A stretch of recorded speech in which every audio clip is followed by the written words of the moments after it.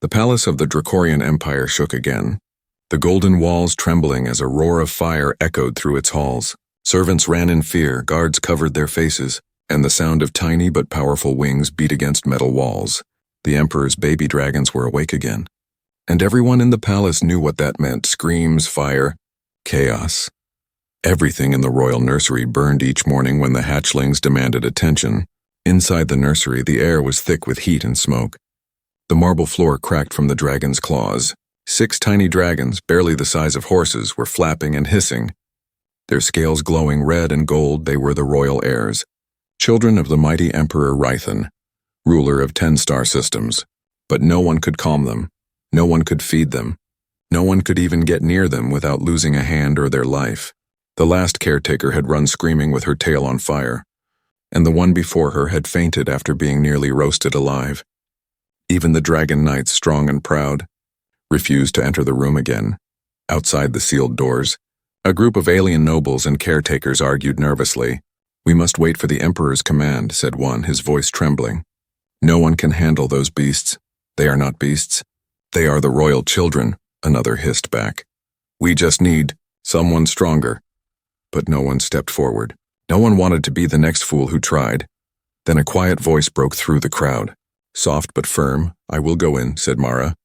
The only human nurse in the palace. Everyone turned to look at her, their expressions filled with disbelief. She was small compared to them, her body fragile, her brown hair tied back neatly.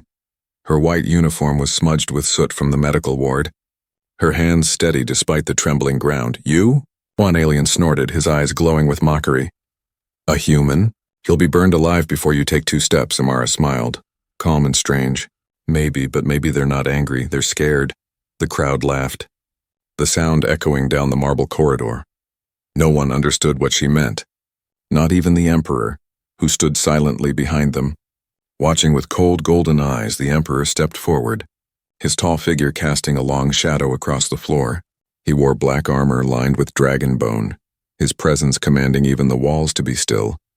He looked down at Mara and said, "Human, do you know what you are asking for?" Mara bowed her head slightly. "I do, Your Majesty. I've seen frightened children before." The Emperor's lips curved into a thin, cruel smile. "Children? You dare call my sons and daughters children?" His voice was deep and sharp, filled with power, but Mara didn't flinch. "With respect, sir, that's what they are," she said softly. "They're babies, hungry, lonely, and afraid." Her calm tone made the Emperor pause, something flickering behind his golden eyes. Perhaps curiosity, perhaps pity. Finally, he said, "Very well. Enter the nursery, human nurse. Let us see your bravery." The heavy doors groaned as they opened, releasing waves of heat and smoke. The light inside was orange, flickering like a storm of fire. Mara took a slow breath and stepped through, the doors closing behind her with a loud thud. The sound of roaring and hissing filled her ears like thunder made of metal and flame. Her eyes watered from the smoke, but she kept walking, her footsteps soft and steady. In her arms, she carried a small bottle of nutrient milk and a thick blanket, tools for comfort, not battle, she whispered under her breath. "Easy now, little ones. I'm not here to hurt you." The dragons turned their heads toward her one by one, their glowing eyes like small suns. Their tiny teeth sparkled with fire, and their wings spread wide in warning. A blast of heat washed over her, and her hair flew back from her face. Still, she didn't run, she didn't scream. She just smiled. "Hungry, aren't you?" she said softly, lifting the bottle a little higher.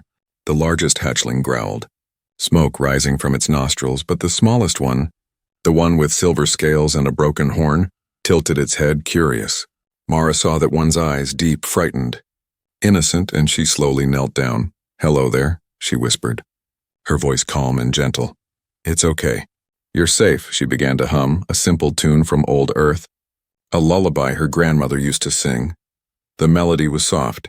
Floating like cool wind through the smoke, the dragons froze, their wings twitching as if they had never heard anything like it before.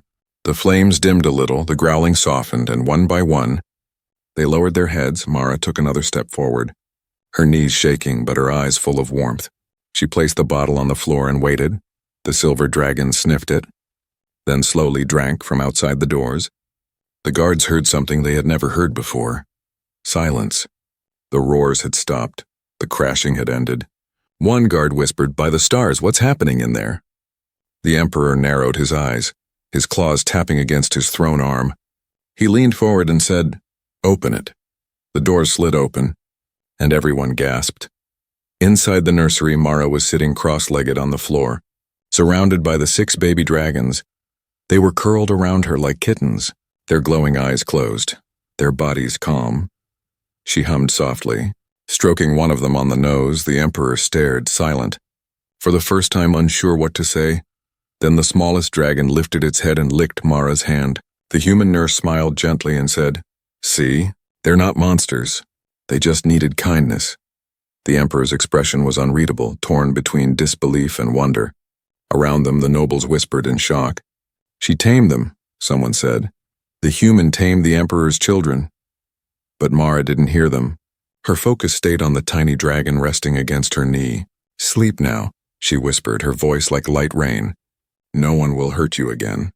And for the first time in many years, the royal nursery of the Dracorian Empire was filled not with screams, but with peace. The next morning, the palace was still buzzing with shock and gossip. Word had spread faster than light that a fragile human nurse had done the impossible.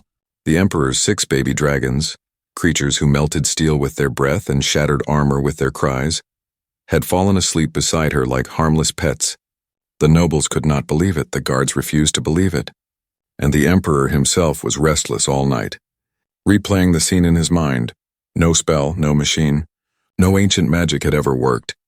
Yet one simple human song had done what power could not.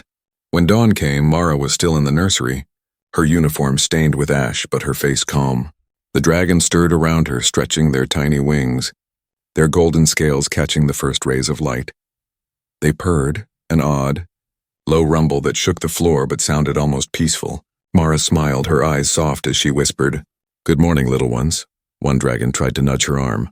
Another yawned and blew out a puff of harmless smoke that made her laugh. She took the warmed bottles she had prepared and began to feed them one by one. It was strange watching her so close to such powerful creatures. Each one could crush her in seconds, yet they lowered their heads gently when she spoke. The Emperor entered quietly, his long cloak dragging across the scorched floor. Even his footsteps seemed cautious, as if he feared to break the fragile peace. Mara looked up, her expression respectful but unafraid. "Your Majesty," she said, her voice humble. "They were just hungry." The Emperor studied her carefully, his eyes flicking from her to the dragons. The sight before him was something no ruler in the Dracorian Empire had ever seen. Fireborn heirs acting like gentle children. "How did you do this?" he asked, his tone low but full of curiosity. Mara shrugged lightly. "They respond to calm voices just like human infants." He frowned, his sharp teeth glinting under the golden light. "You sang to them?" "Yes," she replied simply. "It's an old human lullaby. My mother used to sing it when I was afraid." The Emperor's eyes darkened, not in anger but confusion. He had conquered 10 worlds, burned fleets and crushed rebellions. Yet this woman spoke of comfort like it was stronger than war. He muttered to himself, "A song, a bottle, and courage. That is all?" Mara only smiled and looked down at the smallest dragon, the silver one with the broken horn, who was climbing into her lap. The Emperor said nothing more and left silently, his mind full of thoughts he could not explain. Outside the nursery, the nobles and servants waited eagerly. When they saw the Emperor emerge unharmed, they bowed, but he walked past them without a word. Later that day, whispers turned into storms. "She must be using some kind of human trick," hissed Lady Vorthen, the head caretaker, her reptilian tail twitching. "Or dark tech," said another noble. "No creature calms dragons without force." Their jealousy burned hotter than the dragon's breath. They sent spies to watch her every move, hoping to catch her using forbidden tools. But all they found was a woman singing, cleaning, and smiling softly as 6 dragon hatchlings followed her like children chasing their mother. Every day she sang to them. Her songs were simple, tales of wind and stars, of oceans far from this burning world. The dragons loved them, their wings folding as they listened, their glowing eyes slowly dimming in peace. Mara named them one by one: Asha, Bryn, Kale, Rin, Voro, and the little silver one, Nilo. Each name made the dragons react with joy, a flick of tail or spark of flame that showed understanding. To the Dracorians, this was madness. No one named royal hatchlings before their coming of fire, yet the emperor allowed it, quietly watching. Her strange human ways. One evening, as the twin suns set over the crystal domes of the palace, Mara sat beside the dragons in the dim light. She hummed the same song she had sung the first night. The nursery glowed softly with orange reflections, and the dragons curled around her, their breaths warm and slow. But outside, beyond the glass, Lady Vorthen watched with sharp eyes and a heart full of envy. "She will ruin the order," she whispered to her guards. "If the emperor starts trusting humans, everything will change." Her tail flicked with anger as she turned away, already planning something dangerous. Inside, Mara had no idea of the shadows plotting against her. She was busy studying the dragons, learning how their scales cooled when they were calm. She discovered that they liked certain sounds, a hum, a whistle, even the heartbeat rhythm of her chest. One of the dragons pressed its head against her heart, listening. "See?" she said softly, smiling. "Even warriors need love." If anyone else had said that in the emperor's palace, they would have been laughed at or punished. But in that quiet moment, even the stars outside seemed to listen. Later that night, Mara walked through the silent corridors toward her quarters. Servants bowed but whispered behind her back, calling her the dragon tamer. She ignored them, too tired to care. Her thoughts filled with the dragons' small faces and the way their eyes softened when she sang. She didn't know that deep below, in the underground council chamber, a group of nobles was meeting, their faces hidden behind masks, their voices cold. "She is changing the emperor," one hissed. "Soon humans will rise higher than us." "Then we end this before dawn," another replied. And a plan was born in the dark that night.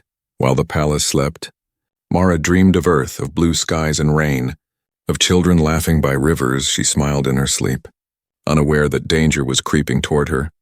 In the nursery, the dragons stirred restlessly, their eyes glowing faintly as if sensing something wrong. Nilo, the smallest one, lifted his head and gave a low growl. His silver scales shimmered under the moonlight, and tiny sparks danced between his teeth. Somewhere far away, a door creaked open, and shadows moved like snakes. But before anything could happen, Nilo's eyes blazed bright blue, and a tiny spark of flame shot across the floor. The guards outside woke instantly, hearing the sudden roar, and as the alarm rang through the golden halls, one thought echoed in every mind. No one touches the human nurse, not while the dragons live. And that was the night the Empire learned that the song of a human could awaken something more powerful than fear. It could awaken loyalty.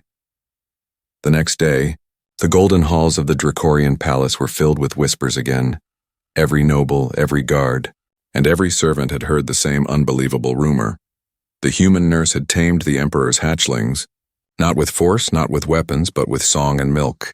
To the ordinary workers, she was a miracle, a kind-hearted soul who had done what the strongest warriors could not. But to the proud nobles of the emperor's court, she was a threat, a dangerous symbol that challenged everything they believed in. The Dracorian nobles were tall, scaled, and proud, their bloodlines traced back to the first dragons who ruled the stars. They believed power came from strength, from fear, from domination. So when they heard that a soft-voiced human had calmed their royal heirs, their pride burned hotter than lava. "How dare a weak creature like her walk among us like an equal?" Lady Vorthen hissed, her tail lashing behind her as she paced before the council table. The nobles sat in a circle of obsidian chairs, their jeweled eyes gleaming with anger and envy. "She has bewitched the young," snarled Lord Koresh, a war general with wings scarred from centuries of battle. "I saw it myself," said another. "They bow to her, they nuzzle her hands. The royal hatchlings act like pets." "Not pets," Lady Vorthen spat. "Servants. She is turning them against their blood." Meanwhile, far from their dark plotting, Mara was sitting cross-legged in the nursery, laughing softly as the dragons tumbled around her. Asha, the golden one, was trying to climb onto her lap but was too heavy, while Nilo, the smallest, kept tugging at her sleeve playfully. She had learned their moods when they were hungry, tired, or lonely. She had learned their favorite sounds, their soft spots under the scales, and the rhythm of their tiny hearts. To her they were not weapons or trophies, but children, lost in a palace too big and cold for them. When the emperor arrived that afternoon, he paused at the doorway again, watching in silence. He saw the dragons rolling on the floor like playful cubs, the same creatures who had once set his throne on fire. And there she was, the little human nurse covered in soot, singing like she ruled the stars. His chest tightened, though he did not know why. He remembered his own mother, the first dragon empress, and how she used to hum to him before battle. He had forgotten that sound long ago.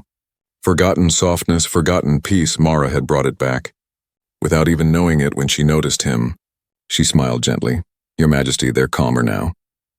The Emperor nodded slowly, his golden eyes thoughtful. "You have done what none could." "How?" Mara looked down at Nilo, who was sleeping beside her, his small head on her lap. "I didn't do much," she said. "I just listened." "Listened?" the Emperor repeated, confused. "Yes," she said quietly. "They don't understand your orders, your shouting, or your power. They understand warmth. They understand love."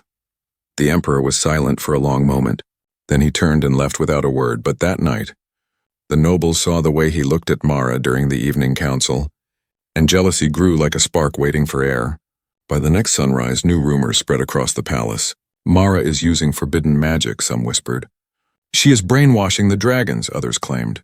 Some even said she was plotting to take the throne for the humans. None of it was true, but in the Emperor's court, truth mattered less than pride. One evening, as Mara carried milk to the nursery, she noticed something strange. The corridor guards were gone. The lights were dim, and the air smelled faintly of sulfur. She frowned, clutching the bottles tighter. "That's odd," she murmured. When she entered, the dragons were restless, their eyes darting toward the windows. They hissed low, sensing danger. She set the bottles down and approached them calmly. "Shh, it's all right," she said softly. But her heart beat faster. Suddenly, a shadow moved behind her. A flash of green scales, a whisper of steel. She turned just as a masked figure threw a vial of dark smoke into the air. The dragons roared in panic. The air filled with screams and fire. Guards rushed in, dragging her away. As flames spread through the walls, the attackers vanished like ghosts, leaving behind a single mark burned into the floor, a noble crest, twisted in hate. When the Emperor arrived moments later, his eyes went wide at the chaos. The dragons were unharmed but terrified, their cries shaking the palace once again. And Mara stood among them, coughing from the smoke, her face covered in ash but her arms still around Nilo. She refused to leave him, even as flames licked her sleeves. The Emperor looked at her, this small human, trembling but unbroken, and something inside him changed. He ordered the fires put out, his voice cold as winter. "Find who did this by midnight." Half the court was under suspicion. The nobles bowed and lied, their tongues silver but their eyes full of guilt. Lady Vorthan stood among them, calm and smiling. Though her claws still smelled faintly of smoke, she said sweetly, "Your Majesty, this proves what we said all along. The human brings chaos wherever she goes." The Emperor's eyes flared, golden light blazing across the room. "Silence," he thundered, his voice shaking the marble walls. "If it were not for that human, my heirs would be dead." Every noble fell silent, even Lady Vorthan, who lowered her head quickly, hiding her hatred behind obedience. That night, as the dragon slept once more beside Mara, the Emperor visited her quietly. He stood by the doorway, his armor gleaming faintly under the moonlight. "You risked your life for them," he said softly. "Why?" Mara smiled weakly, brushing Nilo's small snout. "Because they needed someone to stay." The Emperor's eyes softened, something rare and ancient stirring inside him. He bowed his head slightly, a gesture no one had ever seen him make before. And when he left, he whispered under his breath, "Perhaps strength was never what I thought it was." Outside, the jealous nobles planned again in secret chambers, their voices full of poison. "If kindness can tame dragons," Lady Vorthan said darkly, "then we will make kindness burn." The council nodded, their eyes glowing in the shadows. They would not rest until the human was gone, and none of them knew that the dragons, their royal heirs, were listening from the vents above, their scales shimmering with silent fury. For the first time in the history of the Empire, the dragons had chosen someone to protect, and their loyalty would soon set the heavens on fire. The palace skies turned red that evening, painted by the glow of the twin suns sinking behind molten towers. A quiet unease drifted through the Emperor's court. Though no one could name why, the dragons had been calm all day, resting peacefully around Mara as she hummed her earth songs. Yet somewhere in the palace shadows, whispers spread like smoke. Whispers of revenge, whispers of fire. Lady Vorthan moved silently through the marble corridors, her scaled hands clutching a small crystal vial. The liquid inside shimmered black and purple. Forbidden venom from the ash serpent, deadly even to dragons. Behind her, 2 hooded guards followed, their faces hidden, their loyalty bought with fear and gold. Tonight, she would end the human's miracle and prove that kindness was weaker than power. Inside the nursery, the light was soft and warm. Mara sat beside the hatchlings, combing ash from their tiny wings with a damp cloth. They purred like kittens, occasionally blowing harmless sparks. "You're learning not to bite everything that moves," she teased gently, smiling at them. Her body still ached from the last attack, but the dragon's laughter, if it could be called that, healed her heart every time. Outside the window, stars began to pierce through the darkening sky. For a moment, everything felt peaceful. Too peaceful. Then Nilo, the smallest one, lifted his head suddenly. His eyes glowed faintly blue, and a low growl rumbled from his chest. "What is it?" Mara whispered, glancing around the room. The other dragons stirred too, their wings twitching, their tails slapping the floor restlessly. Mara stood, her heart quickening. "Something's wrong," she muttered before she could reach the door. A hiss filled the air, a sharp, unnatural sound. Smoke began to seep from the vents above, dark and heavy, smelling of burnt metal. Mara coughed, waving her hand. No, not again," she whispered. The dragons started roaring, their voices shaking the walls. She grabbed a blanket, trying to cover them, but the smoke thickened, turning black. Nilo whimpered, his silver scales dimming, his small body trembling. "Stay with me," Mara said, her voice breaking. "Please, stay awake." Through the swirling haze, she saw movement, shadows creeping near the entrance. The heavy door creaked open, and Lady Vorthen stepped in, her golden eyes cold and cruel. Behind her, the guards carried glowing rods and buckets of dark smoke. "What are you doing?" Mara shouted, shielding the dragons with her arms. "Fixing a mistake," Vorthen hissed, her voice calm but venomous. The Emperor forgot his place, trusting a fragile human with royal blood. Mara's throat burned as she tried to breathe. "The hatchlings will die," she gasped. "You'll kill them," Vorthen smirked. "Better dead than ruled by your pathetic songs." She flung the vial across the room. It shattered beside Nilo, spilling dark liquid across the floor. The little dragon screamed, his body convulsing as black veins spread through his scales. "No," Mara cried, rushing forward. Without thinking, she lifted Nilo into her arms, the poison burning her hands instantly. She didn't care, she couldn't. She ran past the stunned guards and into the hallway. Flames burst from the walls as the other dragons followed, their fury shaking the palace foundations. Guards shouted and alarms blared. The corridors filled with chaos. Vorthen turned to flee, but the dragon's eyes found her through the smoke. Glowing with blue rage, they roared, a sound that made the stars tremble. Mara barely saw the Emperor's knights running toward her. "Where are you taking him?" one shouted. "To the healing forge," she screamed. "It's the only place hot enough to burn the poison out." The knight hesitated. "That place hasn't been used in years. It will kill you both." But she didn't stop. She clutched Nilo tight and ran, her lungs on fire, her skin burning from the heat ahead. Behind her, the Emperor appeared, his golden armor glinting in the smoke, his voice booming, "Let her through!" Even he could see it now. The human's eyes held something stronger than fear, stronger than any weapon he had ever forged. She reached the forge chamber, massive and ancient, its center glowing faintly like the heart of a dying star. The air shimmered with heat, waves of red light dancing across the metal walls. She stumbled forward, holding Nilo close, whispering, "It's okay, little one, breathe. Breathe for me." The dragon's heartbeat was faint, his eyes closing, his wings limp. Mara set him on the glowing platform and fell to her knees, tears mixing with sweat. "Come on, stay with me. You're strong," she whispered again and again. The forge light brightened, responding to her voice as if it remembered the ancient bond between human fire and dragon flame. She took a deep breath and pressed her hands against Nilo's chest. The heat seared her skin, the pain unbearable, but she didn't move. "Breathe with me," she said softly, her voice shaking. "In and out. You can do it." The forge flames rose higher, wrapping around them both. Outside, the Emperor and his knights shielded their faces from the blinding light. One shouted, "She'll burn alive," but the Emperor whispered, "No.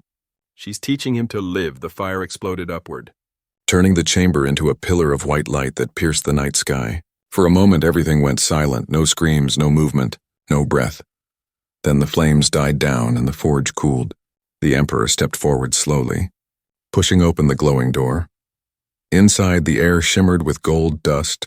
Mara lay on the floor, her clothes burned, her body covered in faint silver scales, and Nilo stood beside her alive, his wings glowing like molten glass, his eyes bright and pure once more. He let out a soft cry, nudging her cheek.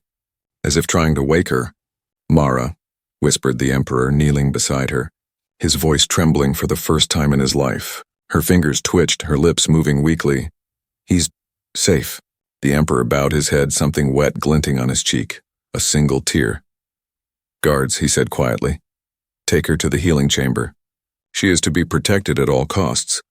And as they carried her away, the dragons followed silently, surrounding her bed like sentinels of flame. That night the palace didn't sleep. Every noble, every servant, every soldier knew the story. The human who walked into fire to save a dragon. Lady Vorthan was nowhere to be found, her chambers empty. Her scent burned into the ashes of the nursery, and the Emperor stood on the balcony alone, watching the rising smoke fade into the stars. He whispered into the wind, "You were right, human. They are children, not weapons." And in the distance, a soft melody drifted through the night, the faint echo of Mara's song. Carried by the wings of 6 baby dragons guarding their mother of fire, the palace awoke to silence the next morning, a silence so deep that it felt sacred. Even the guards whispered instead of speaking. Even the nobles lowered their eyes. The fires of the night before had been extinguished, but the memory of what had happened still burned in every heart. A human nurse had entered the sacred forge, the place where dragons were born, and had walked out alive. No one could explain it, no one could understand it. Yet the truth was clear. The smallest hatchling, Nilo, lived because of her. In the great healing chamber, the air shimmered with the soft hum of machines and glowing runes. Mara lay on a silver bed, her breathing slow and steady. Her hands were bandaged, her skin pale, her hair singed by flame.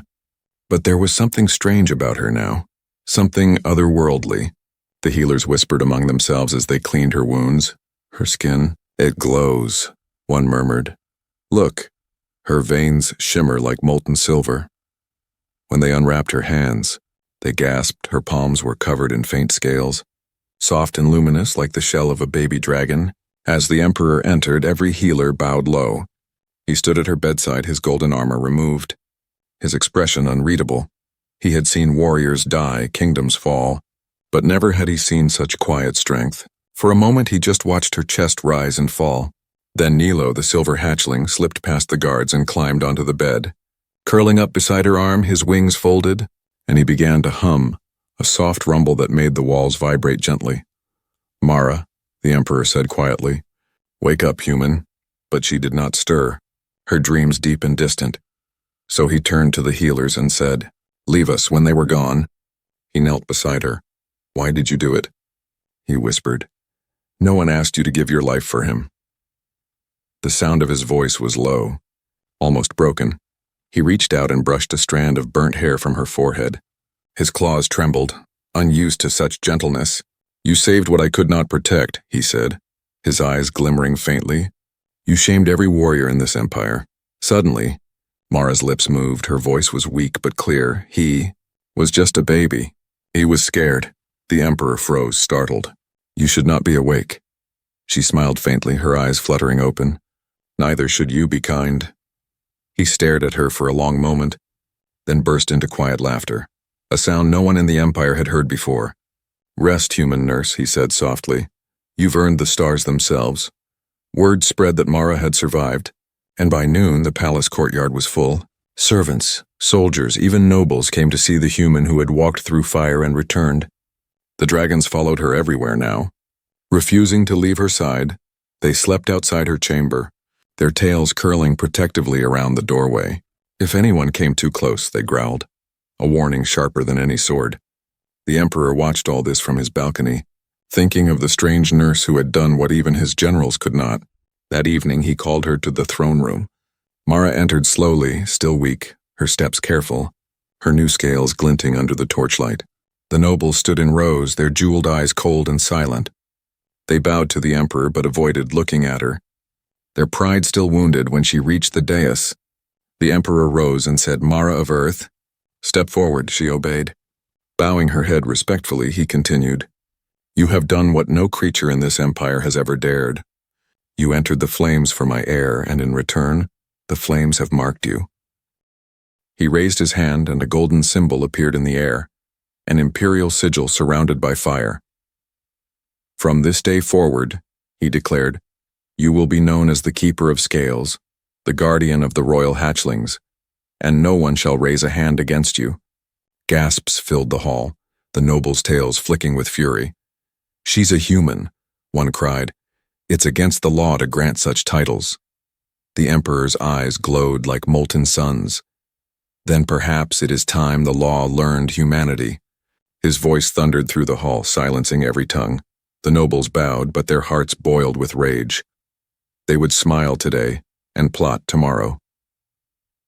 Later that night, Mara stood on the balcony, staring at the stars. The air was cool, and her new scales shimmered faintly under the moonlight. She touched her palm, tracing the glowing patterns. "What am I becoming?" she whispered. A voice answered behind her, something the stars have not seen before. It was the Emperor, standing quietly, his expression softer than usual. He joined her, looking up at the same sky.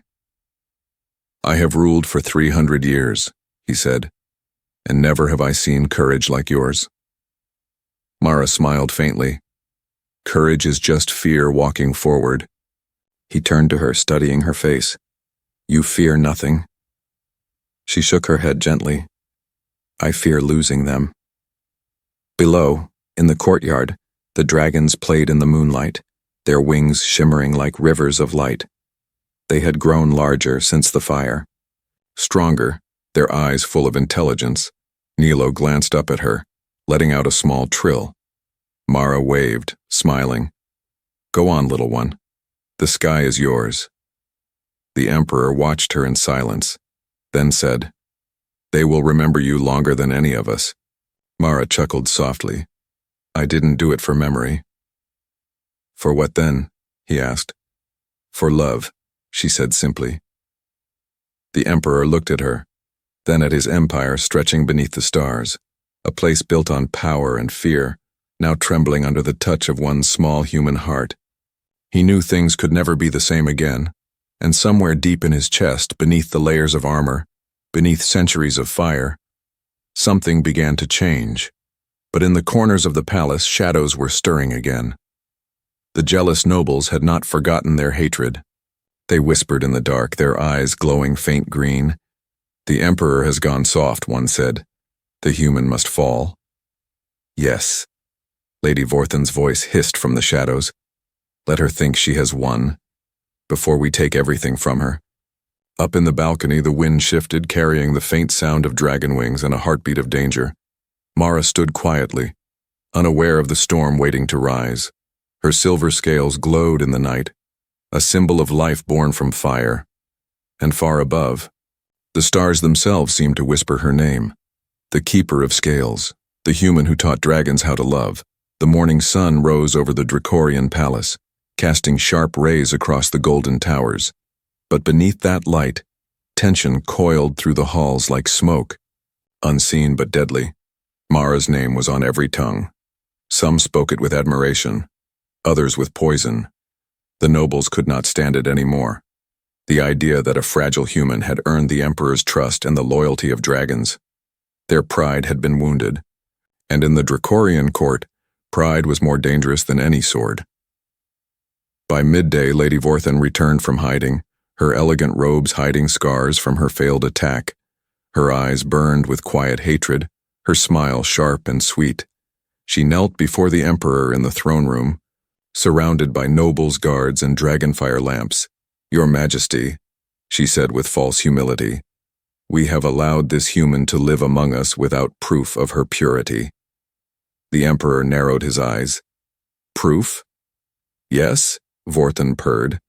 "Proof that she is no witch, no manipulator.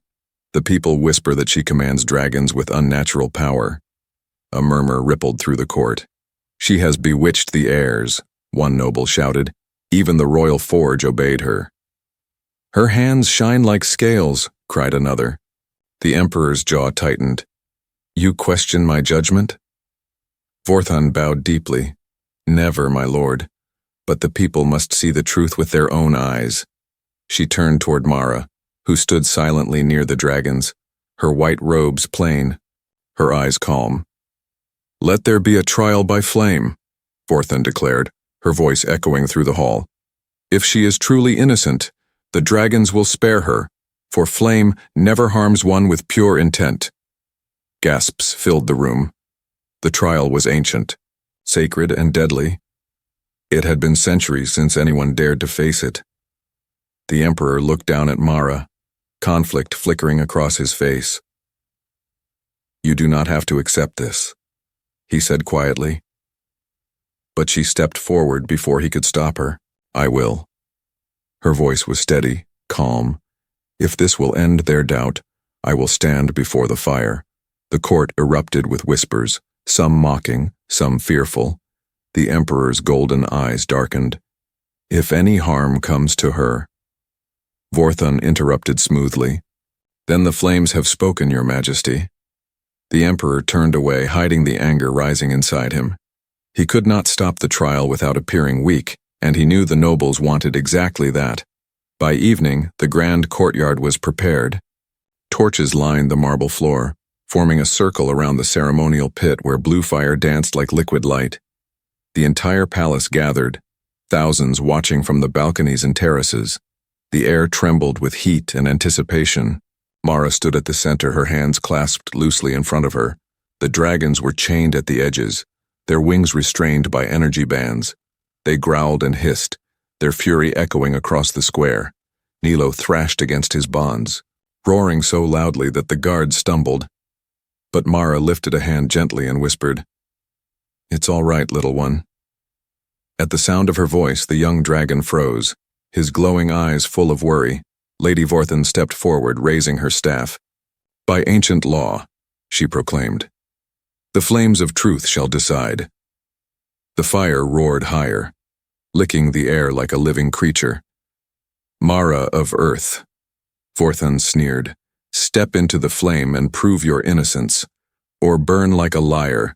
The crowd murmured, half in awe, half in fear. Mara took a slow breath and stepped forward. Her eyes met the Emperor's. He stood tall but tense, his fists clenched at his sides. For a moment, time seemed to stop. Then Mara walked calmly into the fire. The blue flame swallowed her whole, the air shimmering with unbearable heat. Gasps filled the square, cries rang out, and even the dragons roared in pain at the sight. Vorthon smiled, thinking it was over.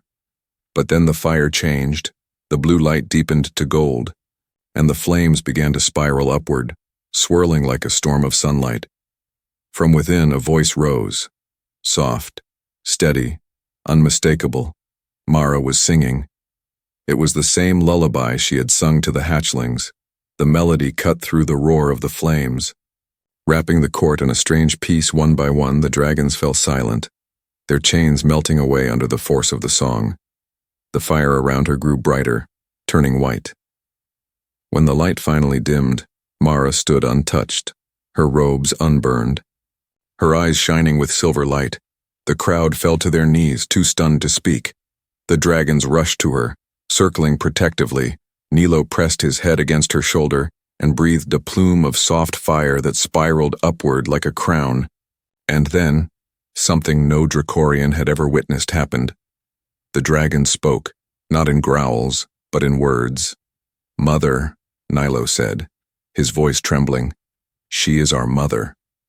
The words echoed through the courtyard, repeated by all 6 hatchlings, until the stones themselves seemed to vibrate. The Emperor stood frozen, his eyes wide, his voice soft. By the stars. He stepped forward and touched her hand. It was cool, smooth, shining with faint light. The silver scales on her palms shimmered as the fire faded completely. He turned toward the court, his voice thunderous. You have your proof. She is no witch. She is chosen by flame itself. His words echoed like thunder, and the nobles bowed low, trembling. Even Vorthon's cruel smile had vanished, her eyes full of disbelief and terror. Mara looked at her calmly. Flame reveals what hearts hide, she said softly. and yours burns with envy, not truth." Vorthen stepped back, her mouth opening to speak, but before she could, Nilo roared again. The ground split beneath her, and she stumbled backward as the dragon's collective fire surrounded her in a circle of blinding light. The Emperor raised his hand. "Enough," he said quietly. "The fire has judged." Vorthen collapsed, her power broken, her voice trembling. "What are you—" Mara looked at her gently, not with hatred but with pity. "A nurse," she said, "who listened." The court fell into silence. The flames sank into the ground, leaving behind only a faint warmth in the air. Mara stood among the dragons, her figure glowing softly under the starlight.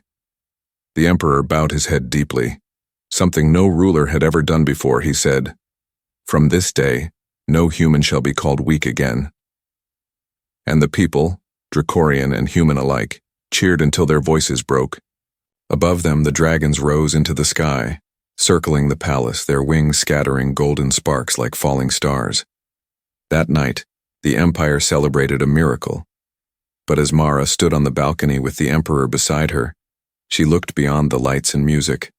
She could feel the weight of destiny pressing on her heart, for she knew this peace, as beautiful as it was, would not last forever.